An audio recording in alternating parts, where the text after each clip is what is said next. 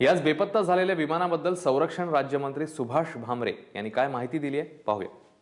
Doctor साहेब, कशा पद्धतीचे प्रयत्न चालू आहेत विमानाचा शोध लावण्यासाठी?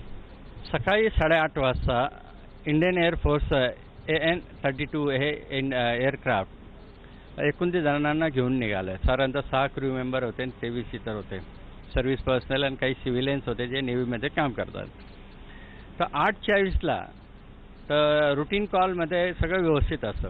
9:12 रडारवर असं दिसलं की डावा बाजूला टर्न घेतला क्लाउडी वेदर अवॉइड करण्यासाठी आणि नंतर मग इट स्टार्टेड सिंकिंग.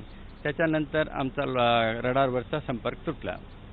लक्षात आलं काहीतरी अप्रिय घटना आहे. साधारणतः असं काही झालं तर डिस्ट्रेस कॉल येतो. याच्यात डिस्ट्रेस कॉलही आला नाही आणि म्हणून नेमकं काय घडलं ते सांगता येणं मोठं कठीण आहे.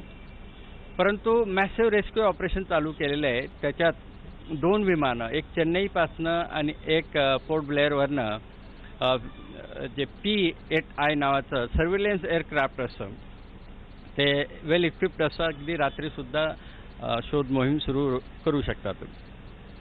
ते आणि इंडियन कोस्ट गार्डचे 4 शिप्स आणि नेव्हलचे 3 शिप्स असे 7 शिप्स पाठवण्यात आलेले आहे. आणि त्याचवेळी त्या ठिकाणी साधारणतः ॲट ए गिव्हन टाईम केव्हाही 8 ते 10 सिव्हिलियन शिप्स पण असतात त्यांना इन्फॉर्म करण्यात आलं आहे. अशा पद्धतीने रेस्क्यू ऑपरेशन मोठ्या प्रमाणात चालू केलं आहे. जे 23 आपले जवान होते ते नेमके कोण आहेत हे कळू शकले, त्यांची माहिती दिली? हे बघा, ती यादी आमच्याजवळ आहे आणि त्याच्यात सर्व्हिस पर्सनल्स आहेत, काही लोक सिव्हिलियन्स असतात, ते नेव्हीमध्ये कामाला असतात, ते पण होतं. जितकं इंधन एखाद्या एअरक्राफ्टमध्ये असतं त्याच्यानुसार ते जास्तीत जास्त 4 तास आकाशामध्ये गिरट्या मारू शकतं.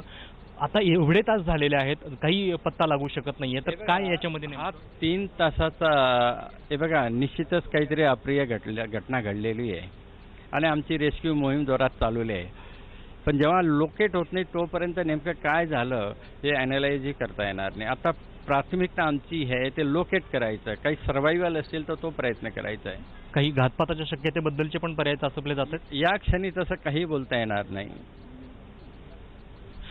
जे रेस्क्यू ऑपरेशन जे आहे ते नेमकं किती वेगानं सुरू आहे आणि कुठल्या कुठल्या गोष्टी त्याच्यात इन्व्हॉल्व? 9:12 जेव्हाही रडारवर लक्षात आलं की ते सिंकिंग डाऊन, त्या वेळेपासून इमिजिएटली एअरक्राफ्ट पाठवण्यात आलेत आणि शिप्स पाठवण्यात आलेत.